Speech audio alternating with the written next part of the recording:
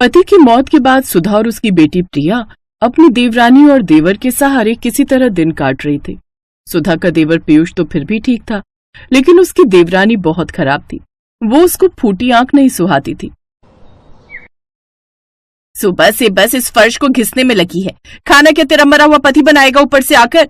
खाना मैं अभी बना देती हूँ देवरानी जी, लेकिन मरे हुए इंसान के बारे में ऐसा मत कहिए, और देवर जी के दफ्तर जाने से पहले ही खाना तैयार हो जाएगा। खाना तैयार हो जाएगा? आप ना दिन पर दिन काम चोर होती जा रही हो। अब ऐसा नहीं चलेगा, समझी? चल अब जल्दी से जाकर खाना तैयार करो। बेचारी जेठानी खाना बनाने चली जाती है। उसकी देवरानी हर रोज का काम बस उसी से लेती थी। ऐसे ही समय बीता।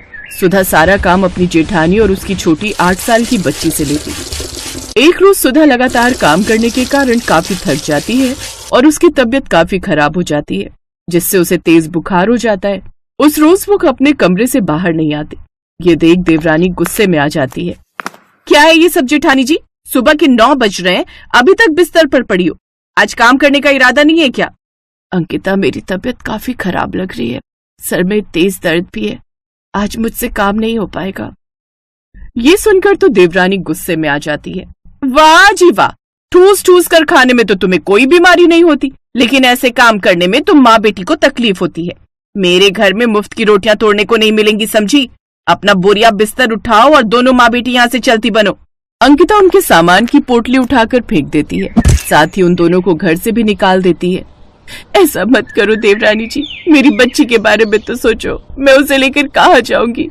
वैसे भी मैं यहाँ जितना काम करती हूँ उतना कहीं और करूँ तो हमें 2 वक्त की रोटियां तो मिल ही जाएंगी। अच्छा, मुझ पर एहसान जताती है। मिल ही जाएंगी तो यहाँ क्या कर रही है? निकल यहाँ से और भीख मांग कर खा। सुधा अपनी बेटी के साथ घर छोड़कर चली गई। बुखार से तपती हुई वो लगातार अपनी बेटी के साथ पैदल चलती रहती है, लेकिन कुछ दूरी पर चलते चलते उसकी तबीयत और भी बिगड़ने लगती है और वो चक्कर खाकर गिर जाती है। पानी पानी, माँ तुम यहीं रुको, मैं भागकर पानी लाती हूँ। प्रिया भागते हुए पास की नदी में जाती है और वहाँ पड़ी एक प्लास्टिक बोतल में पानी लेकर आती है, लेकिन जब वो वापस लौटती है तो सुधा वहाँ नहीं होती। माँ कहाँ चली गई तुम? माँ, मैं रह नहीं पाऊंगी तुम्हारे बिना। अब प्रिया जोर जोर से रोने लगती है। वो आस पड़ोस के लोगों से अपनी माँ के बारे में पूछती है। साहब क्या आपने मेरी माँ को देखा? मैं क्या तेरी माँ का नौकर लगाऊं जो उस पर नजर रखूं? चल भाग यहाँ से, धंधा करने दे। फिर प्रिया रोते हुए अपनी चाची के घर आ जाती है और उन्हें सारी बात बताती है। मुझे तो लगता है वो अपने यार के साथ भाग गई होगी। ऐसा क्यों बोलती है? क्या पता वजह कुछ और हो। और प्रिया बेटी, अब तुम यहीं रहो हमारे साथ। मैं इसे यहाँ नहीं रखूंगी। इसकी माँ तो अपने यार के साथ भाग गई, लेकिन मैं इसका ख्याल रखूं? नहीं। अरे तुम्हारा क्या जाता है, यहाँ रहेगी तो 2 सूखी रोटी दे दिया कर, बदले में घर का सारा काम करवा लिया कर। ये सुनकर देवरानी खुश हो जाती है। अब वो प्रिया से दिन रात काम करवाती रहती और अपने बेटे का जूठा बासी खाना उसे खाने को देती। मैं नहीं खाऊंगी ये जूठा खाना।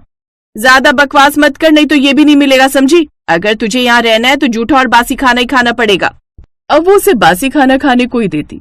भूख से मजबूर उसे अब वो खाना ही खाना पड़ता है। एक रोज देवरानी का बेटा अंकुश अपनी माँ से जिद करता है।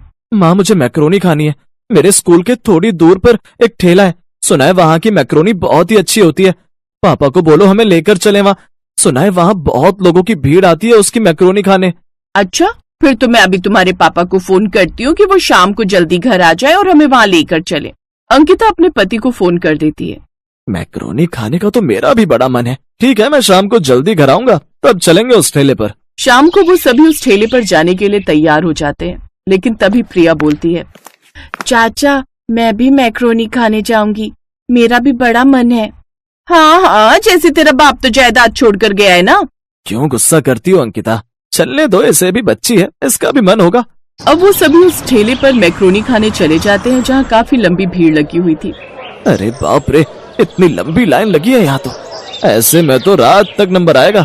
ऐसा करते हैं, आज कहीं और से कुछ खा लेते हैं, यहाँ हम फिर किसी दिन आएंगे।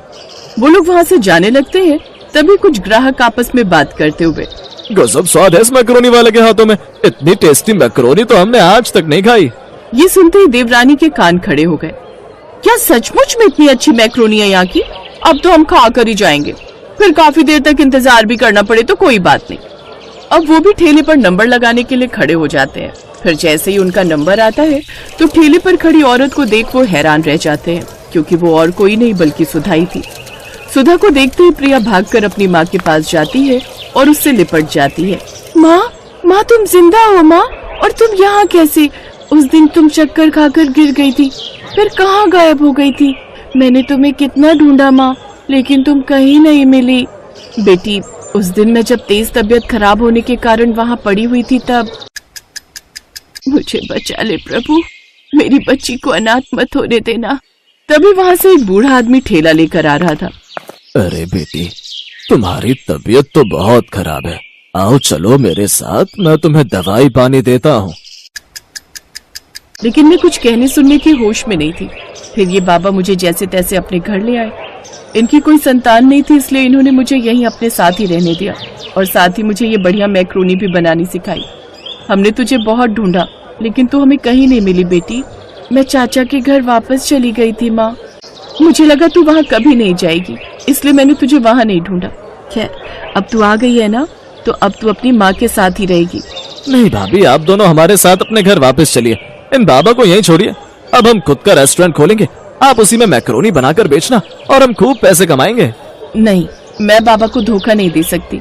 जिस आदमी के कारण आज मैं इतने पैसे कमा रही हूँ, जिसने मुझे छत दी, आप चाहते हो मैं उसे ही धोखा दूं? कभी नहीं। अब मेरे ठेले पर आए हो तो मेरे हाथ की मैक्रोनी खाते जाओ, लेकिन हमारे वापस आने का ख्याल अब अपने दिमाग से निकाल दो। अंकिता देखती है कि कैसे उसकी अनपढ़ जेठानी इतनी टेस्टी मैक्रोनी बेचकर पैसे कमा रही है। अब उसे अपनी करनी पर पछतावा तो बहुत था, लेकिन वो कुछ कर नहीं सकती थी। और अब दोनों माँ बेटी उस बूढ़े बाबा के साथ खुशी खुशी रहती हैं।